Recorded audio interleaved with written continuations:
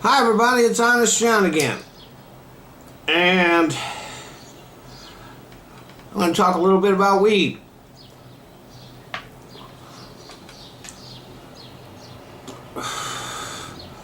So, this gets me in the mood for it. Now, the people who began the campaign to legalize marijuana had a vision of small collectives cultivating and sharing their pot. That's what it was called back then. Or small mom and pop dispensaries. But the success of the movement has been pretty significant. 23 states have legalized marijuana, and more are on the way. Some have legalized it for medical purposes. Some have legalized it recreationally. Only a few. But that's a thing whose time has come. And that's the kind of the future of marijuana. Recognizing that not only does it have medical value, but that it's a pretty good recreational thing to do. Much better than alcohol. But with the success of the legalization movement, there's a long way to go, but that success has brought in some pretty unsavory characters. I'm not talking about weed growers, I'm not talking about drug pushers, I'm talking about entrepreneurs. I'm talking about corporate types. These are the people that are moving into the weed business. They see that this is an industry that there's going to be money being made, and if you can get in on the ground floor, you got a good chance of getting filthy rich.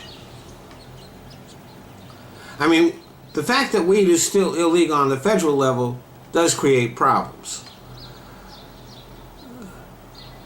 For example, very few banks are willing to do business with people in the marijuana industry. And there's a lot of red tape involved in that, if they do. And you can't use your credit card even in a legal marijuana business. You can't legally transport weed from one state to another, even if it's legal in both of those states. And the rules and regulations are different from state to state. But even with these impediments to growth, the marijuana industry is is profitable already, and eventually it will be legalized on the federal level. The first step will be to reclassify weed from a Schedule I drug down to a lower schedule, on a par with alcohol. But then there are those unsavory characters, the corporate types. If they become engaged in the marijuana business, take a look at the corporate business model. It is not enough to be profitable.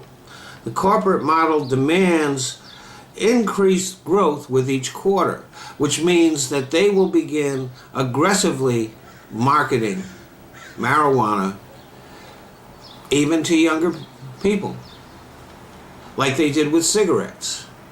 They pretended that, no, this had nothing to do with kids, but that's what it was about. And that's what it will be about with these types of people. See, mom and pop weed shops don't have that corporate type pressure. As long as they're reasonably profitable and can stay open and stay in business, not a problem. But once you get the corporate types in there, then there's going to be this aggressive marketing, the demand for growth, the attempt to develop nationwide brands. Now, it's a fact that if more people smoked weed and drank less alcohol, society would be better off. But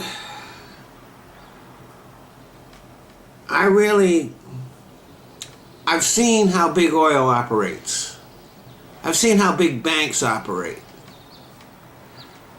And I just don't want to see big weed. Thanks for listening.